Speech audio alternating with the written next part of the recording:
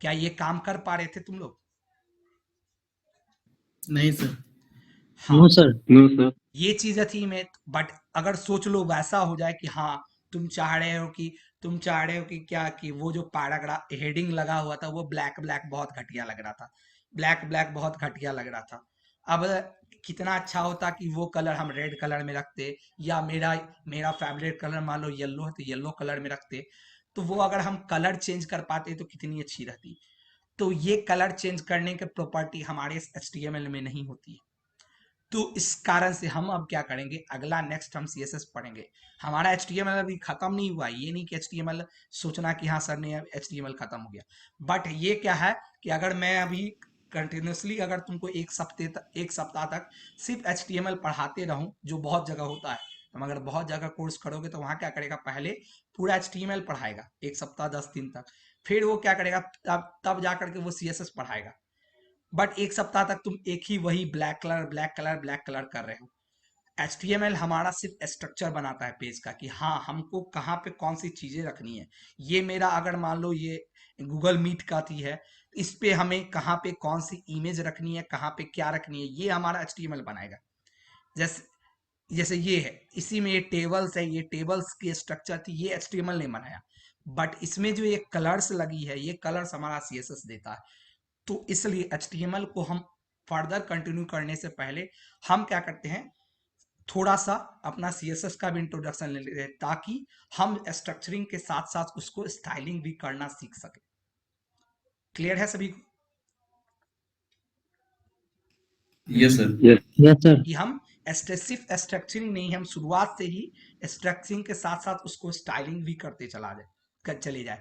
फिर इसके बाद क्या होगा, जब ये तुम जान जाओगे तो अब आगे हम जैसे जैसे टैग पढ़ते जाएंगे, हर टैग के साथ उनका कौन कौन सा थी, कुछ कुछ होता है। जैसे टेबल टैग के साथ एक होता है कि बॉर्डर कॉलप्स कॉलप्स, एक प्रॉपर्टी होती है जो सिर्फ टेबल टैग में होती है, वो टेबल टैग के अलावा किसी दूसरे टैग में नहीं होती है। तो वो हम क्या करेगा, जैसे ही टेबल टैग पढ़ेंगे उसके साथ साथ वो प्रॉपर्टी भी हम यूज करते चले जाएंगे। बट वो यूज करने के लिए तुम्हें पहले से बेसिक इंफॉर्मेशन होनी चाहिए। तो इसलिए राहुल, रेडी है तुम? 1 मिनट टाइम लेंगे। मेरी स्क्रीन सबको विजिबल है? हाँ, बीजी वाला कंटिन्यू। अतुल, अगर जहाँ पे साउंड लैग करेगा तो बता देना। अच्छा ठीक है, चलो। हम लोग लास्ट क्लास में देखे थे कि HTML कैसे वर्क करता है, और ये H1 से लेके H6 तक जो हेडिंग का टैग होता है वो कैसे कैसे काम करता है, और उनके अकॉर्डिंग हम लोग बनाए हुए थे। ये इतना सारा चीज बनाए हुए थे और आप लोगों को बनाने के लिए भी दिए भी थे।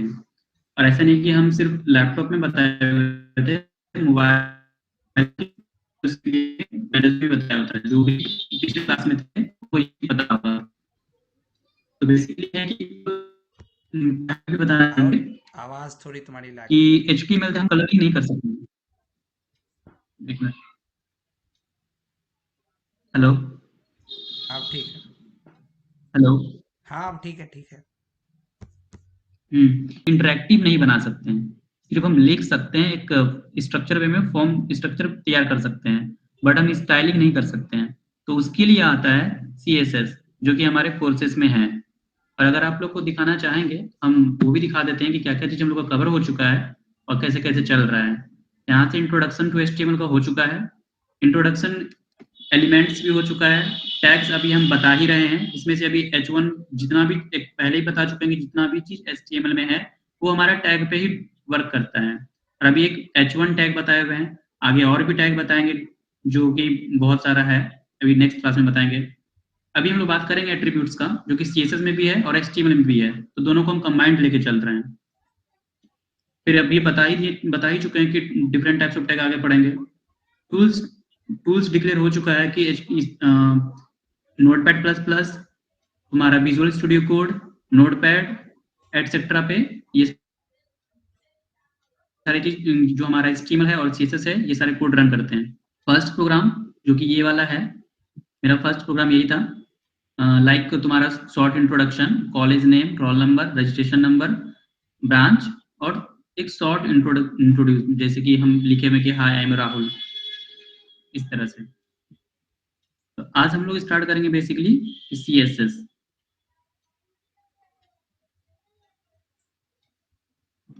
क्योंकि विदाउट सीएसएस हम कोई भी चीज यानी कि वेबसाइट में हम स्टाइलिंग नहीं कर सकते हैं। तो स्टाइल करने के लिए अपने वेबसाइट को अट्रैक्टिव बनाने के लिए हम सीएसएस का यूज करते हैं। ठीक है, क्यों करते हैं बता चुके हैं, इसमें कोई डाउट है? Hello. No sir. No sir. तो हम लोग अभी जो पिछले क्लास में पढ़े हुए थे या फिर जो किए हुए थे कोड, और इसका जो कोड था ये यहाँ पे रहा, इसका कोड इतना सारा कोड था। इसको कैसे सेव करना है, कैसे रन करवाना है, ये सारी चीज हम करवा दिए थे। और अभी बस जस्ट 5 मिनट पहले अतुल सर भी बता चुके हैं आप लोगों को कि कैसे ये रन होता है, कैसे सेव होता है। इसमें कोई बड़ा सा अभी ये भी मतलब ज्यादा कुछ कॉम्प्लिकेटेड नहीं हुआ है। सर रन नहीं हो रही, एक बार और बता दीजिए रन होने का। मुस्कान, मैं तुम्हारी ठीक है मुस्कान, तुम लास्ट में मुस्कान लास्ट बोल में रही हो देख ना? लेंगे तुम्हारी क्या इशू हो रही है। हाँ, क्योंकि ऑलरेडी 7 बजने वाली है तो ज्यादा लेट नहीं करेंगे। लास्ट में तुम रुक जाना, बता देंगे कैसे कैसे क्या करना है। ठीक है, अभी हम लोग कंटिन्यू करते हैं। Okay sir. हम लोग स्टार्ट करने जा रहे हैं सीएसएस।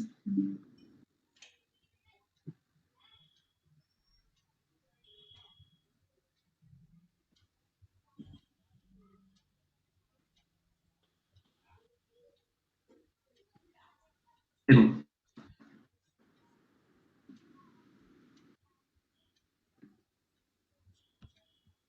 हेलो।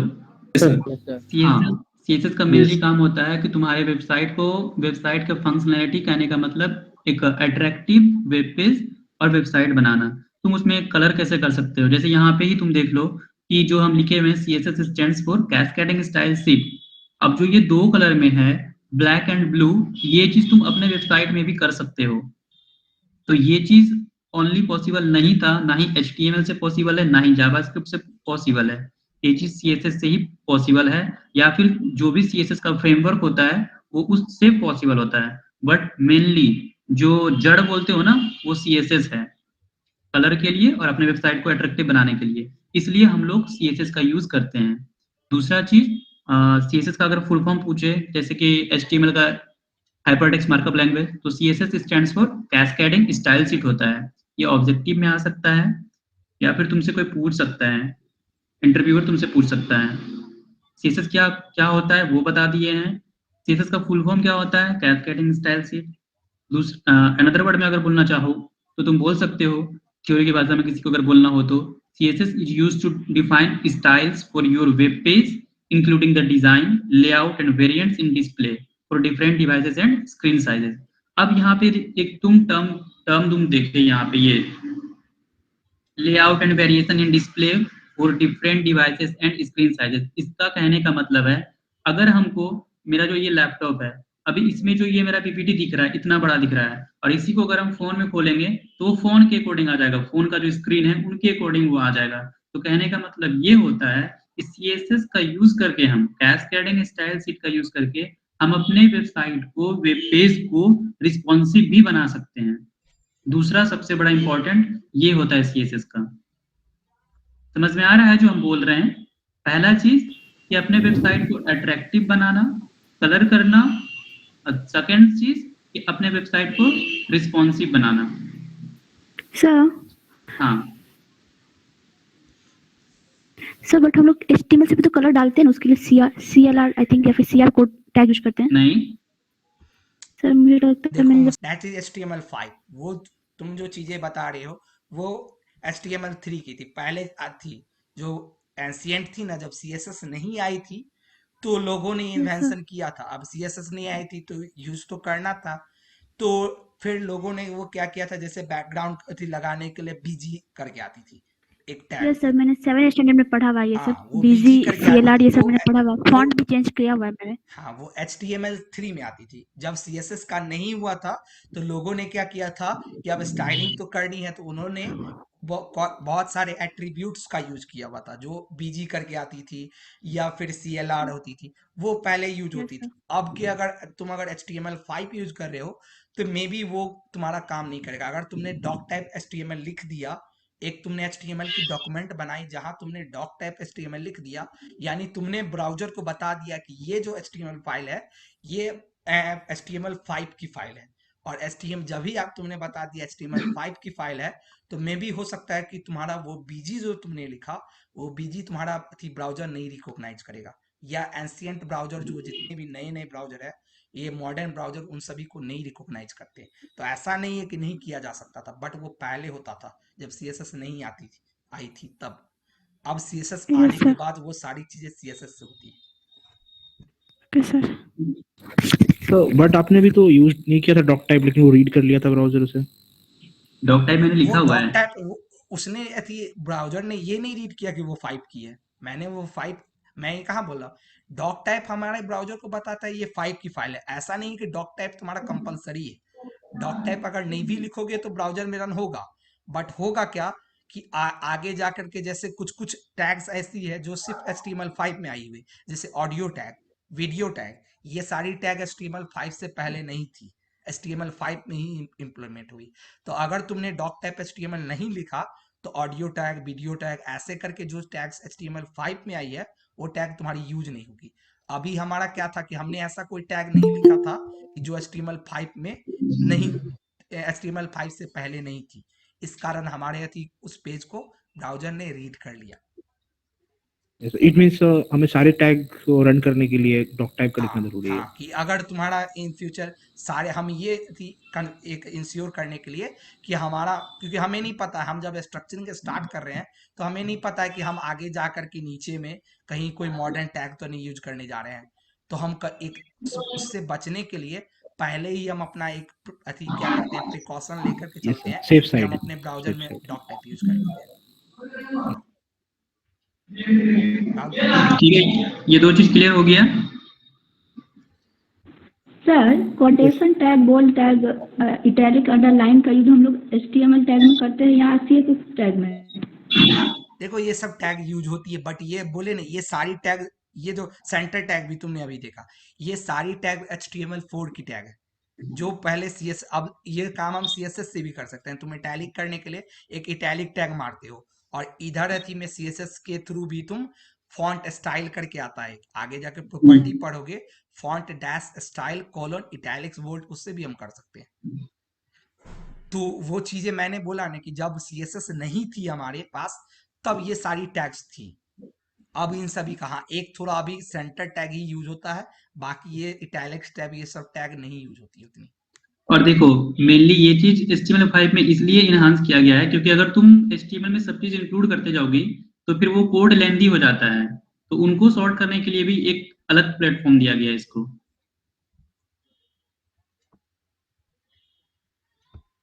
हेलो। हाँ कंटिन्यू। यस सर, समझ गए। तो ये CSS यहाँ पे क्लियर हो गया है। CSS क्यों हम लोग यूज Yes, कर रहे हैं, sir. CSS का यूज है, ठीक है। अब देखो एट्रीब्यूट्स क्या होता है। एट्रीब्यूट्स होता है कि टू इंक्रीज टैग फंक्शनलिटी।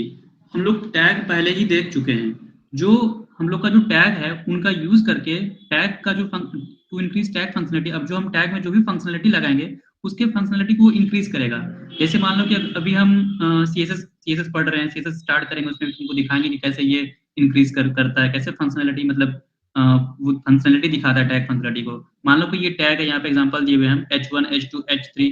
इस H1 की जगह कुछ और भी रह सकता है, कुछ और टैग, जैसे कि पैराग्राफ टैग अभी हम नहीं बताएंगे अगले क्लास में। पैराग्राफ टैग होगा, BR ब्रेक टैग होता है, बहुत डिफरेंट टाइप्स ऑफ टैग होता है। वो एटसेट्रा कहने का मतलब यहाँ पे कोई सा भी टैग हम डाल सकते हैं। ये H1 H2 H3 ये फिक्स नहीं है।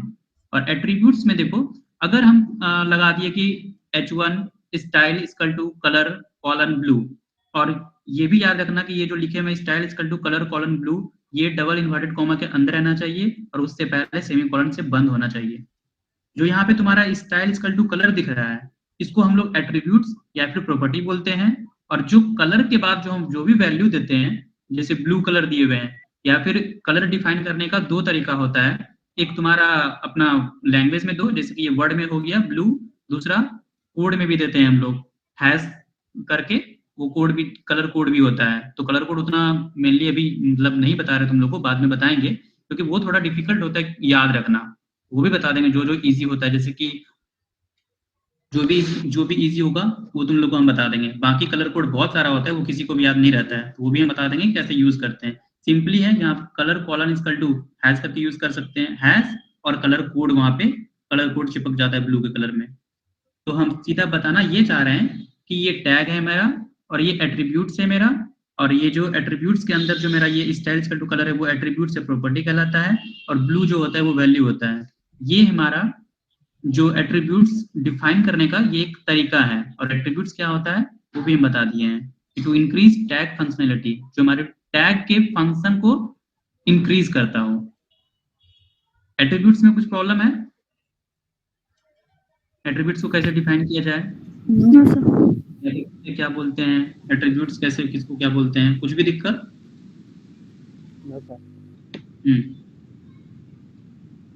अब थर्ड चीज आता है कि CSS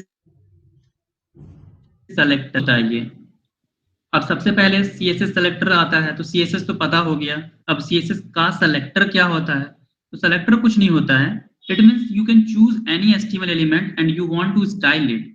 कहने का मतलब हमारे HTML कोड में बहुत सारे एलिमेंट हैं, या फिर कोई बहुत सारा टैग है, कोई भी पार्टिकुलर टैग चूज करो, या फिर कुछ वैसा सेक्शन चूज करो, सेलेक्ट करो। मीनिंग ही यहाँ पे बता रहे तुम्हारा कि सेलेक्टर, कुछ ऐसे पार्ट को सेलेक्ट करो और उनको स्टाइल करो, that is called selector.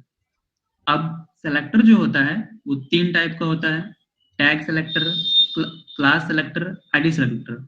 Sorry, 3 तरह का नहीं होता है, 2 यूनिवर्सल सेलेक्टर और ग्रुपिंग सेलेक्टर। बट ये 3 जो होता है आवाज ये कट रही होता है है Rahul. Rahul tag selector, class selector. आवाज ठीक है। जो सेलेक्टर होता है वो 5 होता है, और हम यहाँ पे 3 इसलिए दिखाए हुए हैं क्योंकि ये 3 मेन सेलेक्टर होता है। तुम जहां कहीं भी तुम लोग यूज करोगे तो ज्यादातर तुम इन तीनों का यूज करने को तुमको मिलेगा। इसमें से भी ज्यादा तुमको यूज करने का आएगा क्लास सेलेक्टर, उसके बाद आएगा आईडी सेलेक्टर, उसके बाद आता है टैग सेलेक्टर। ज्यादातर हम लोग क्लास सेलेक्टर का यूज करते हैं, बट अभी आज के क्लास में हम लोग सिर्फ टैग सेलेक्टर के बारे में देखेंगे। ठीक है, सेलेक्टर क्या होता है ये बता दिए। टैग सेलेक्टर जो मेन होता है 3 होता है, पहला टैग, दूसरा क्लास, तीसरा आईडी सेलेक्टर। इतना तक में किसी को कोई दिक्कत है? No sir. सेलेक्टर क्या होता है ये समझ में आ हाँ गया? सर। और सर ये सब यूज कहाँ होता है? देखो ये यूज, इसका यूज करके अभी तो हम बताएंगे तुमको। अभी अभी आगे देखोगे। आगे वही देखो चीज ना बताया कैसे यूज करते हैं। हम तो बोले कि तुमको आज हम टैग सेलेक्टर का यूज करके तुमको हम दिखाएंगे कि कैसे यूज करते हैं। और सर एट भी कलर सेलेक्ट ये भी दिखाइएगा। आवाज नहीं आ रहा है तुम्हारा। Hello, sir attribute, hello. हाँ वो भी दिखाएंगे। देखो एट्रीब्यूट्स और सेलेक्टर, इन दोनों में ज्यादा डिफरेंसेस तुमको नहीं मिलेगा दिखने के लिए, इसलिए हम इन दोनों को कंबाइन करके तुमको एक बार में दिखाएंगे ताकि तुमको क्लियर हो जाए, तुम भी कंफ्यूज ना रहो और हम भी कंफ्यूज ना रहें। ठीक है, इसलिए हम और ये सब सर नोटपैड प्लस प्लस पे ही होगा। हम अभी तो बताए, तुम विजुअल स्टूडियो कोड में यूज कर सकती हो, नोटपैड में यूज कर सकती हो। नोटपैड CSS सेलेक्टर सबको क्लियर है? Hello, yes sir. अभी तो बाद में ये मत बोलना कि सर आप 3 ही सिलेक्टर बताएं, 2 सिलेक्टर नहीं बताएं। 2 सिलेक्टर और भी हम नाम ले रहे हैं, यूनिवर्सल सेलेक्टर और 5वां आता है ग्रुपिंग सेलेक्टर। तो वो हम कोड में हम जब यूज होगा तब वो भी हम बता देंगे। बट ये 3 जो होता है ना ये फेमस है, कहने का मतलब तुमको ये तीनों ज्यादा दिखेगा इसलिए, और ये तीनों इंपॉर्टेंट भी होता है, तो इसलिए मैंने यहाँ पे 3 का जिक्र किया हुआ है, टैग, क्लास और आईडी। अब चलो इसको इम्प्लीमेंट कैसे किया जाता है, how to implement of CSS। देखो अब इसको इम्प्लीमेंट करने का 3 तरीका होता है। पहला होता है इनलाइन CSS, दूसरा होता है इंटरनल CSS, तीसरा होता है एक्सटर्नल CSS। अब इनलाइन CSS क्या होता है कि an inline CSS is used to apply a unique style a single HTML element. कहने का मतलब अगर कोई सिंगल HTML एलिमेंट लेते हैं, जैसे कि H1 लेते हैं या फिर पैराग्राफ टैग लेंगे, उसके अंदर में style type equal to CSS करके कुछ भी हम यूज करेंगे तो वो मेरा इनलाइन में आ जाएगा। और इंटरनल CSS में चलो तुमको ये करके दिखाएंगे, तब तुमको समझ में आएगा कि इनलाइन सीएसएस क्या होता है, इंटरनल सीएसएस क्या होता है, एक्सटर्नल सीएसएस क्या होता है। बस अभी फिलहाल मतलब कुछ हड़बड़ाना मत, हम सब दिखा रहे हैं, जब दिखा देंगे तब क्वेरी करना कि हाँ सर मतलब क्या हो सकता है क्या नहीं हो सकता है। अभी बस इतना सुन लो, इनलाइन सीएसएस किसी पार्टिकुलर एलिमेंट्स के लिए होता है, इंटरनल सीएसएस किसी एक पेज के लिए हम यूज कर सकते हैं, और एक्सटर्नल सीएसएस मल्टीपल पेजेस के लिए कर सकते हैं। ठीक है, इतना चीज अभी क्लियर रखो।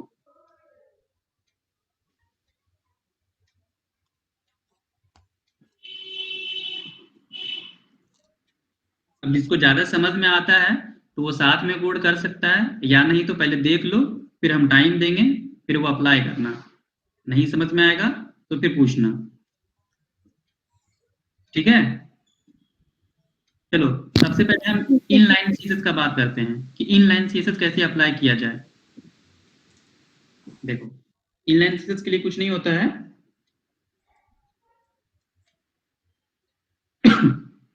हम बोलेंगे किसी पार्टिकुलर एलिमेंट के लिए। अब जो मेरा ये H2 टैग देख रही हो, ठीक है, हम चाह रहे हैं ये जो मेरा Motihari college of engineering Motihari है, बस सिर्फ ये इतना सा ही मेरा मतलब कि कलर हो, सिर्फ इसका ही स्टाइल चेंज हो, बाकी जो ये मेरा सब है वो वैसे का वैसे रहे, ब्लैक कलर में ही देखे, बाकी इसका जो भी कलर हम देंगे वो चेंज हो जाए। हेलो, मेरी आवाज आ रही है? Yes sir. Yes sir. अभी हम पहले तुमको दिखा भी देते हैं कि क्या चीज यहाँ पे है और क्या दिखेगा करने के बाद इनलाइन सीएसएस में। अभी हम क्या बता रहे हैं, इनलाइन सीएसएस, इंटरनल एक्सटर्नल भूल जाओ। देखो अभी हम इसको रिलोड भी कर दे रहे हैं, कुछ नहीं हुआ, कुछ भी चेंजेस नहीं हुआ, क्योंकि हम कुछ चेंज किए ही नहीं है। हमको इसका कलर चेंज करना है, कहने का मतलब इसका स्टाइलिंग करना है, इसको डेकोरेटिव करना है, बाकी को हमको सबको जैसे का तैसे छोड़ना है। तो चलो हम लोग करते हैं, कुछ नहीं करना है। देखो H2 है, H2 टैग के अंदर ही हम जाएंगे, सिंपल से लिखेंगे STYLE, स्टाइल कर रहे हैं, और सीएसएस का ये रूल है, स्टाइल लिखना पड़ेगा, style equal to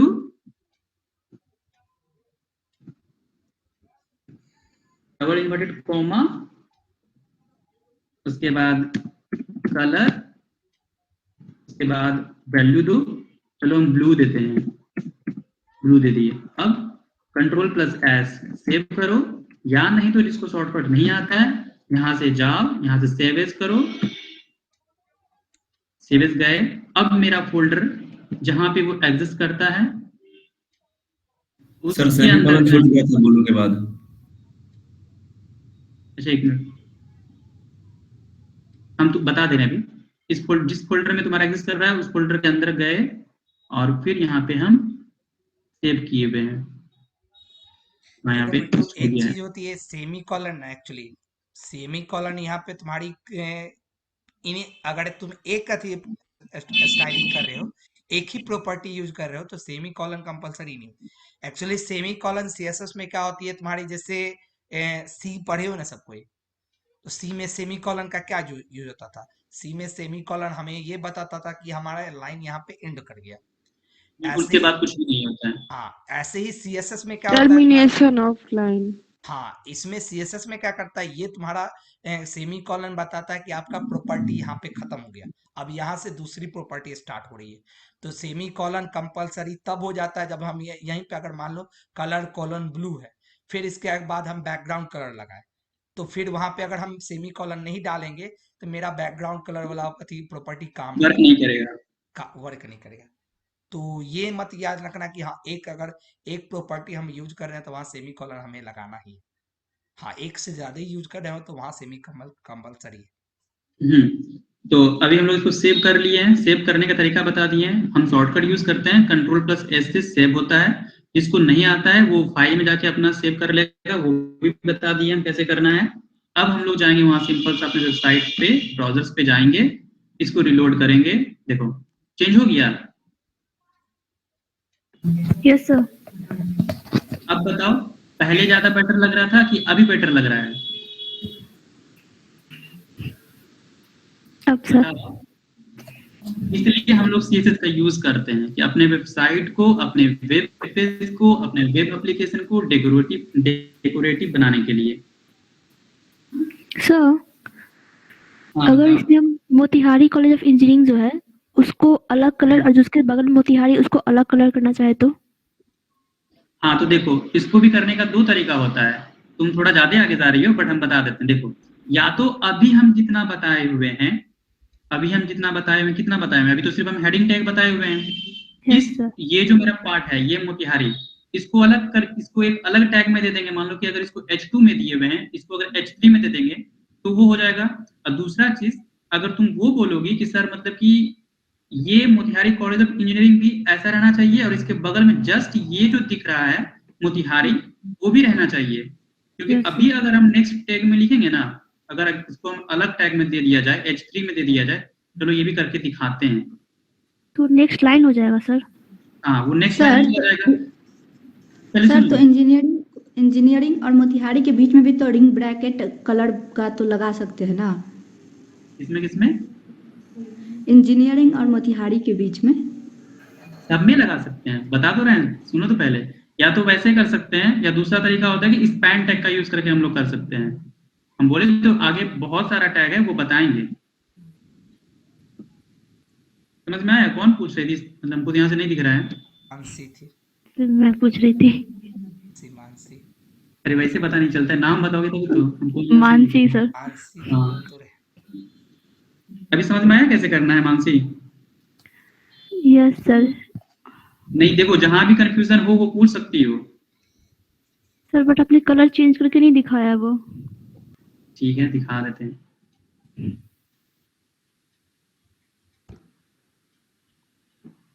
Ram show कर दो, सिर्फ स्पैन के थ्रू हम्म, चेंज करके सिर्फ दिखा दो उसको। एक्चुअली स्पैन टैग तुम पढ़ोगे आगे जा करके डिवीजन के साथ। डिवीजन टैग और स्पैन टैग हम एक साथ पढ़ते हैं क्योंकि वो दोनों मिलता जुलता है दोनों का वर्क, इसलिए। Yes sir. सर देख के बस लगा कि इसको ऐसे भी तो स्टाइल कर सकते हैं, इसलिए हाँ, क्वेश्चन आ गया किया माइंड जाए। में। वो आगे पढ़ोगे जब types of types of tag पढ़ोगे ना, वहां होता है टैग्स की टाइप्स होती है कि वो एक होती है इनलाइन टैग होती है, एक ब्लॉक टैग होती है।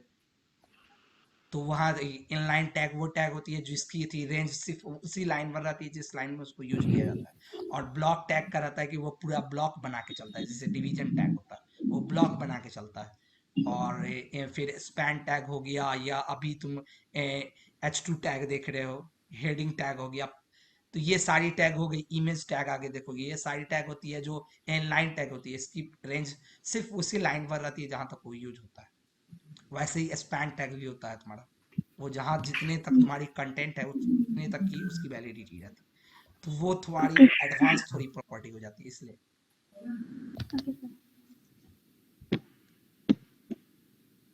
देखो दिखा रहे हैं।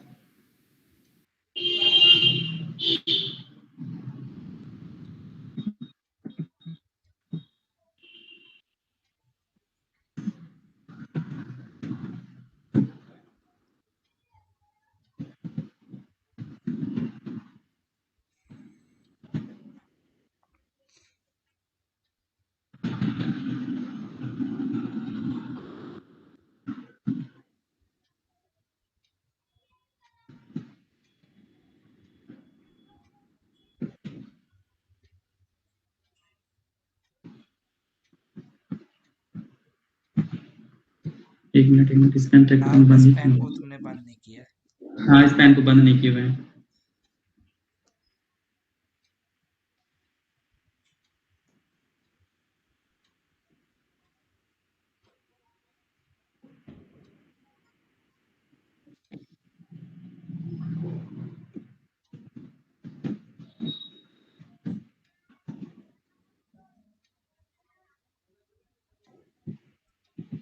अरे अरे, क्या हो गया?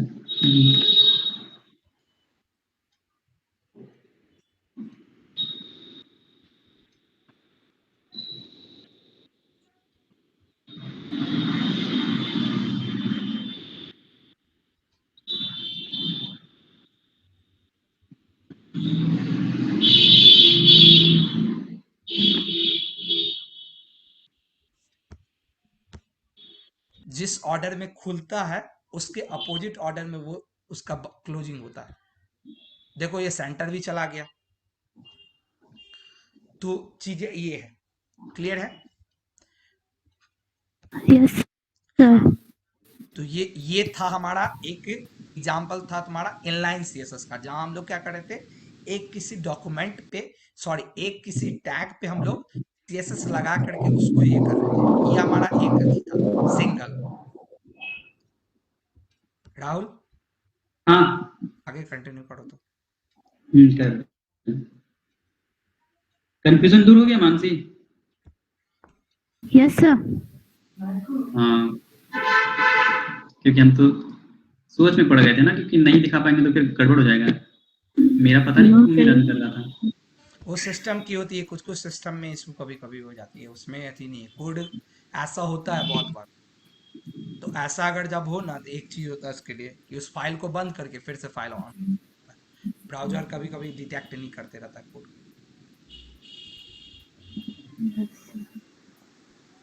बाकियों के लिए अगर कभी ऐसा कुछ इशू हो तो कुछ नहीं करो, उस फाइल को ब्राउजर से बंद कर दो और दोबारा स्टार्ट कर दो उस फाइल को। देखो, तभी हम लोग इनलाइन सीरीज के बारे में पढ़ रहे थे, जिसमें से किसी को डाउट आया कि सर मतलब कि इसी सिंपल एक लाइन में ही कोई डिफरेंट कलर कर सकते हैं कि नहीं, तो वो भी बता दिए हुए हैं कि स्पैन टैग का यूज करके। वो आगे का पार्ट था, क्योंकि टैग बहुत सारा होता है, जैसे जैसे हम लोग पढ़ते जाते हैं वैसे वैसे इंक्लूड करते जाते हैं। बट कोई नहीं, अगर सीख लिया भी तो वो अच्छा रह गया कि हाँ चलो एक इनलाइन सीरीज में हम एक स्पैन टैग का यूज कर लिए हुए और अलग कलर दिखा सकते हैं, जो कि तुम अभी जो हम करने देंगे टास्क वो तुम कर सकते हो आसानी से। तो ये रहा तुम्हारा इनलाइन सीएसएस का पार्ट, हम अभी बताए हुए हैं। मानो किसी को कलर अब इसमें भी करना है, H4 करना है, H6 करना है, और वो डिफरेंट करना है, अलग करना है, तो ठीक है, सिंपल कुछ भी नहीं करना है। इसमें भी सेम तुम लिखोगे style equal to double inverted comma open close, उसके बाद कलर दो, और फिर चलो कोई दूसरा कलर देते हैं, रेड देते हैं, सेव किए है। अब इस टैग पे लगाए होंगे, अब इसमें क्यों क्या हो रहा है?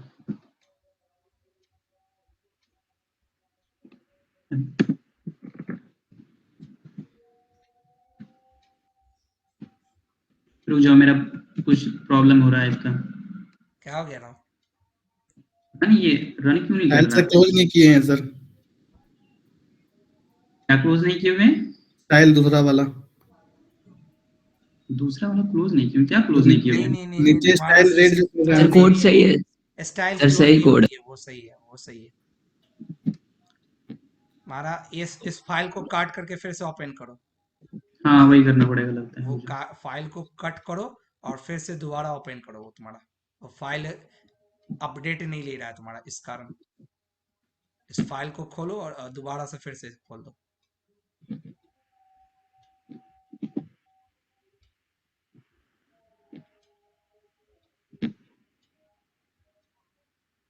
क्या कि एडिट का अलग खोल दिया, तुम उसको डबल क्लिक करता तो सीधे ब्राउजर में खुल जाता।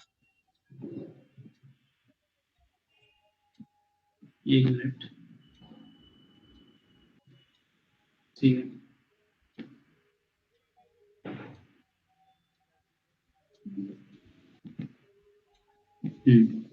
अब इसमें हम दूसरे टैग पे लगाते हैं, H4 में लगाए हुए हैं।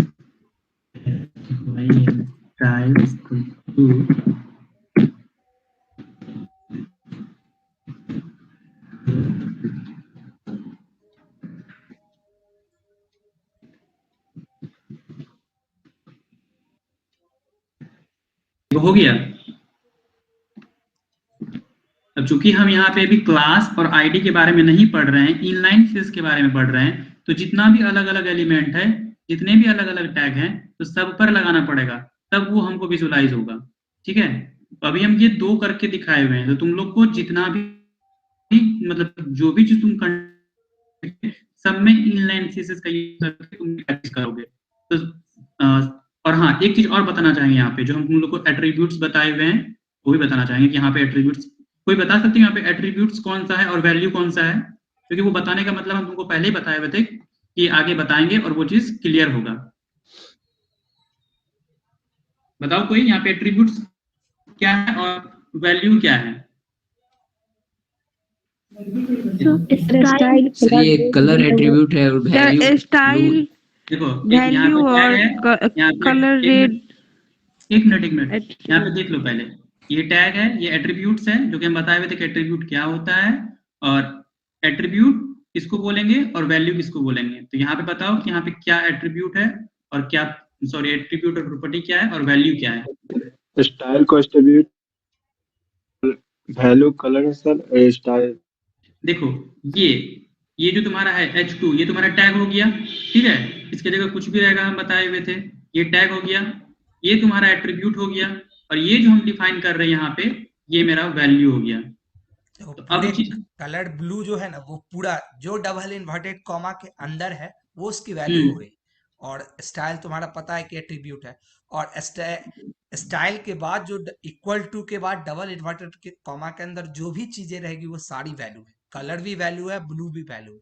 ये नहीं यहाँ से लेके यहाँ तक, हाँ, पूरा वो डबल इन्वर्टेड कॉमा के अंदर किसी भी इसी एट्रीब्यूट के साथ नहीं। मैं आगे हम लोग पढ़ेंगे एसआरसी, इमेज के साथ एसआरसी पढ़ेंगे, या और आगे जाओगे तो और बहुत सारी एट्रीब्यूट है। फॉर्म पढ़ोगे तो फॉर्म के साथ एक्शन एट्रीब्यूट है। तो वो सारी एट्रीब्यूट में याद रखना कि जो तुम्हारे सॉरी टैग के बाद होगी, वो जो रेड कलर में दिख रही है, जो टैग के बाद होगी वो एट्रीब्यूट होगी, और इक्वल टू के बाद डबल इन्वर्टेड कॉमा के अंदर जो भी वो चीजें होगी वो सारी वैल्यू की पार्ट होगी। समझ में आ गया? Yes sir. इनलाइन सी से सबको क्लियर हो गया? Yes sir, yes sir. अब देखो, हाँ चलो ठीक है, अब हम लोग देखते हैं आगे इंटरनल सीसेस क्या होता है और इसको कैसे यूज करते हैं। चलो इंटरनल सीसेस देखते हैं। इनलाइन तो देख लिए, छोटे से बस 5 मिनट की है, उसके बाद ये सेशन तुम्हारे एंड हो जाएगी। के थ्रू हम बी टैग लगा करके हम बोल्ड कर सकते हैं, और दूसरा हम सीएसएस के थ्रू फॉन्ट वेट लगा के कर सकते हैं। तो ऐसे हाँ बोलो। बैकग्राउंड कलर कैसे लगाते हैं? देखो ऐसे बहुत सारी प्रॉपर्टी होती है। देखो यहाँ पे अगर हम इसी पे बैकग्राउंड कलर लगाना है, हम यहाँ पे बैकग्राउंड, देखो बीएससी की बैकग्राउंड और डैश COLOR बैकग्राउंड कलर, और बैकग्राउंड कलर में मान लो मैंने दे दिया ये पहले से रेड है, इस पे मैं बैकग्राउंड कलर येलो दे देता हूँ, मान लो, सॉरी येलो। सेव किया मैंने और इसको देखो लोड कर रहा हूँ, देखो इस पे बैकग्राउंड लग गई। तो ऐसे बहुत सारी प्रॉपर्टी होती है कि तुमको प्रॉपर्टी बहुत सारी है, जैसे HTML में बहुत सारी टैग है, इसमें भी। अब मान लो जैसे फॉर एग्जांपल इसमें हम क्या चाह रहे हैं कि इसमें देखो ये क्या है कि ये हमारी जो है, इससे देख रहे हो ये सारी टेक्स्ट सटी हुई है, हम चाह रहे हैं कि नहीं इसको गैप दे दे, हम इस पे कुछ गैपिंग चाह रहे हैं अंदर से। अब गैपिंग भी क्या होती है, एक इंटरनल गैपिंग होती है, एक एक्सटर्नल। तो हम गैपिंग चाहते हैं, उसके लिए प्रॉपर्टी होती है जैसे पैडिंग करके मान लो। अब पैडिंग के बाद क्या होता है, मैंने पहले भी बताया था कि हमारा वेब डेवलपमेंट के फील्ड में क्या होता है, हम जो भी ये लेते हैं, कोई भी सॉरी साइज की ये वैल्यू लेते हैं, वो पिक्सल्स में लेते हैं।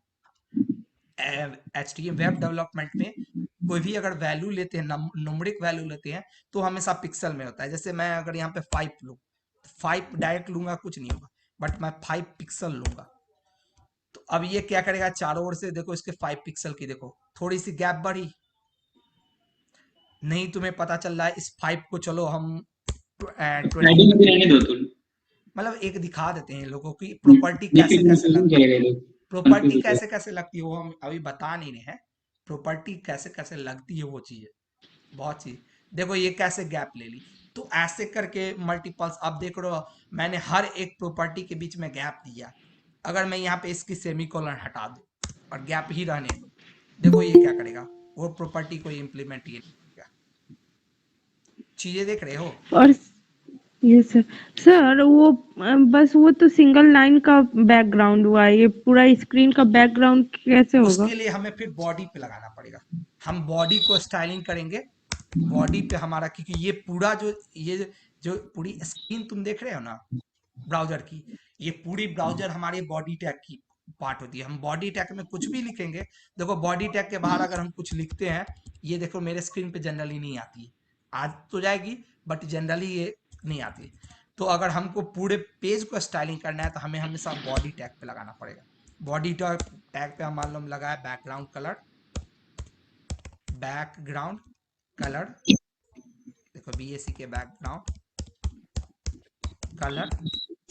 अब बैकग्राउंड कलर के बाद यहाँ पे मान लो हम पूरे थी पे लगा दिए, एक कलर आता है एक्वा करके थोड़ा सा, तो ये करके अब किए, इसको सेट सेव किए और देखो लोड किए, देखो पूरे बॉडी पे लग गई। देखो एक्वा कलर अतुल सर का फेवरेट कलर है। यस ऐसा सर। मुझे ये थोड़ा वाटर कलर, ये कलर सही में अच्छी लगती है, मैं हमेशा, तो ये चीज है। ऐसे करके हम इस पूरे बॉडी पे, तो ऐसे करके बहुत सारी प्रॉपर्टी होती है तुम्हारी। अगर किसी को इंटरेस्ट होगा कि हाँ प्रॉपर्टी का, हम लोग इंपॉर्टेंट प्रॉपर्टी तो बताएंगे कि जो जो इंपॉर्टेंट होगी, बट फिर भी अगर किसी को इंटरेस्ट हो तो मैंने हमेशा बोला हुआ है कि सबसे इजी तुम्हारे लिए हो सकता है कि अब जैसे सीएसएस की बहुत सारी प्रॉपर्टी तुम्हें सीखनी है, बहुत सारी हम लोग बताएंगे, बट फिर भी अगर तुम्हें अपने एंड पे एक्सप्लोर करना है तो ऐसे करके एक है W3 स्कूल्स है, इस पे तुम निकाल करके देख सकते हो कि हाँ कौन कौन सी प्रॉपर्टी होती है तुम्हारी। इसमें बहुत सारी हम लोग बताएंगे, जैसे पैडिंग अभी मैं दिखा रहा था, मार्जिन होती है, फिर अथी में और अथी होती है, ये सब तो ये जैसे जैसे देखेंगे तो अभी 2-3 प्रॉपर्टी ही तुम्हारा काम करेगा। हेडिंग के केस में, तुम्हारा एक हम लोगों ने देख लिया कलर हम लोगों ने देख लिया, हम लोगों ने बैकग्राउंड कलर देख लिया है, एक पैडिंग भी तुम लोग देख सकते हो। पैडिंग क्या कर रहा है हमारा, पैडिंग के केस में हम देख रहे हैं कि पैडिंग हमारा क्या कर रहा है, अंदर से इसके गैप ले रहा था। ओके चलो मैं क्या कर रहा हूँ, जो मैंने सेमी कॉलन यहाँ से हटाया था, ये सेमी कॉलन इसलिए मैंने बोला था कि अगर हम 2 प्रॉपर्टी लगाते हैं हमें हमेशा सेमी कॉलन देना पड़ेगा। अब देखो ये क्या कर रहा है, हमें इसके, मेरा जो वर्ड है ये देखो अपने दोनों हर साइड से एक बीच में थोड़ा सा अपीयर हो रहा है, यहाँ ऊपर से भी गैप है इसके और नीचे से भी गैप है। पैडिंग यही काम करता है कि इसके कॉर्नर से हमारा जो H1D, ये पूरा जितने दूर पीला है, जितने दूर पूरे दूर मेरी H1 की रेंज है, मैंने अभी बताया था कि रेंज का बात, ये पूरा H1 का रेंज है, H1 का रेंज है। अब इसके बॉर्डर जो है कॉर्नर बॉर्डर, इस बॉर्डर से हमारा अंदर के साइड में जो गैप लेगा वो गैप हम पैडिंग टैग के थ्रू लेते हैं, मार्जिन के थ्रू हम आउटसाइड लेते हैं, वो हम आगे देखेंगे। बट अभी के लिए क्या है, तुम्हारा स्टाइलिंग के लिए ये काम पैडिंग टैग जनरली तुम्हारे इसको एक गैप देने के लिए कि नहीं हम चाह रहे हैं कि थोड़ा कॉर्नर से सटा नहीं रहे, कॉर्नर से थोड़ा सा गैप रहे, तो वहां तुम पैडिंग लगा सकते हो। क्लियर है अतुल? हाँ बोलो। हो गया? अपना नेम, रोल नंबर अगर किसी को हाइड करना है तो इस तरह से स्टार दे सकता है, हमको उससे कोई लेना देना नहीं है।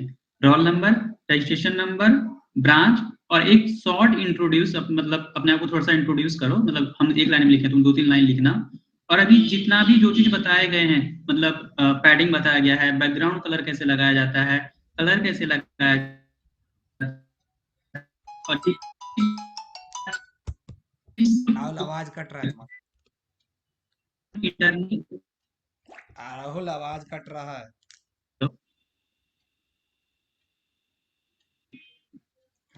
हाँ हेलो, अभी ठीक है अतुल? हेलो, हाँ ठीक है बोलो। Yes sir.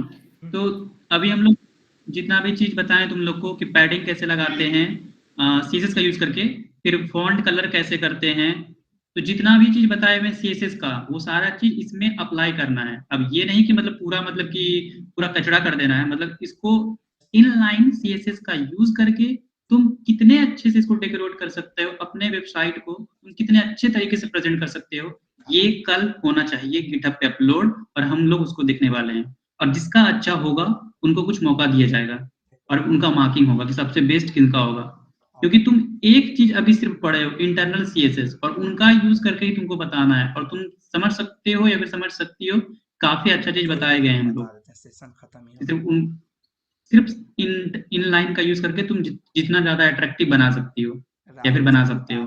बैकग्राउंड भी बता ही दिए कि पूरे बॉडी में कैसे बैकग्राउंड लगाया जाता है, तो बस इतना सा काम करना है, और ये सारा चीज अभी सेंटर में रहना चाहिए। और कैसे किसको कौन सा कलर कैसे स्टाइल करना है ये तुम लोग पे डिपेंड करता है। ये एक मतलब जनरली फ्रंट एंड डेवलपर वालों पे ही डिपेंड करता है कि आप कैसे अपना वेबसाइट को प्रेजेंट करते हो कितने अच्छे तरीके से, और वो भी सिर्फ इनलाइन का यूज करके भी बनाना है। बाकी हम दो बताए नहीं है तो हम उनका उम्मीद नहीं करते हैं। तो तुम लोगों का सबका टास्क वही है, और कोई आर्ग्यू हम नहीं सुनना चाहेंगे, ताकि जो भी मोबाइल का यूजर हो या फिर लैपटॉप का तो कोई बात ही नहीं हो। हाँ, और ये चीजें आज से आप लोग का गिटहब अति ट्रैक डाउन होगा। अभी मैं गूगल फॉर्म शेयर कर दूंगा गिटहब की, आपकी सारे कोई अपना गिटहब यूआरएल यूजर नेम उसमें फिल करेंगे, और पर डे अब से आप लोग को वही काम है। सबने गिटहब का पुश पुल सीख लिया होगा, मैं उम्मीद और करता हूँ। तो और अपना इस पैंट काम करके आपको कहीं नहीं बोलना है। हाँ, डाउट होता है काम करने में, कांटेक्ट करो, बट अगर नहीं आपका काम कंप्लीट है, just push it to GitHub. आपको गिटहब पे पुश करना है, हम लोग गिटहब विजिट करके सबका चेक कर लेंगे सेशन से, हाँ कैसे किसने क्या किया। इस पैन टैग भी बता दिए गए हैं कि अगर किसी को मतलब कि एक लाइन में ही 2 कलर दिखाना है, ज्यादा अट्रैक्टिव करना है, तो वो भी कर सकते हो। इस पैन टैग, पैराग्राफ टैग सब अभी बता चुके हैं। तो मात्र एक इनलाइन सीरीज का यूज करके आपको जितना से जितना अपने इस छोटे से काम को डेकोरेट कर सकते हो, और वो हम लोग देखेंगे। आप लोगों का टास्क यही है। समझ में आ गया सबको क्या टास्क है? दच्चित है कि नहीं? Yes sir. Yes sir. Sir YouTube पर वीडियो डाला हुआ है। ठीक हुआ अभिषेक 49 सर तुम किए हो या नहीं किए हो? अभिषेक किए थे सर। हाँ, तुम्हारा हाँ, सर, किए थे। तुम्हारा तो हम स्क्रीन शेयरिंग करवा के दिखेंगे कल। Okay sir. हाँ, ये रहना चाहिए कंप्लीट। अब जिसको जो सर आज का मेरा डाउट, हाँ, अब जिसका आज का सेशन यही खत्म होता है। कल हम लोग चलेंगे इंटरनल एक्सटर्नल और जो कुछ भी होगा, बट ये दो पहले मेन है, उस पे चलेंगे। उसके बाद फिर उसका यूज करके बताएंगे। प्रैक्टिकल सब प्रैक्टिकल होगा। और आज का सेशन यही खत्म होता है। जिसको जाना है जा सकता है, जिनका जो क्वेरी है वो रुक सकता है, वो पूछ सकता है। सर गिटहब वाला वीडियो चाहिए, हमें नहीं थे उस समय क्लास में। सर गिटहब पे हमसे नहीं होता है सर।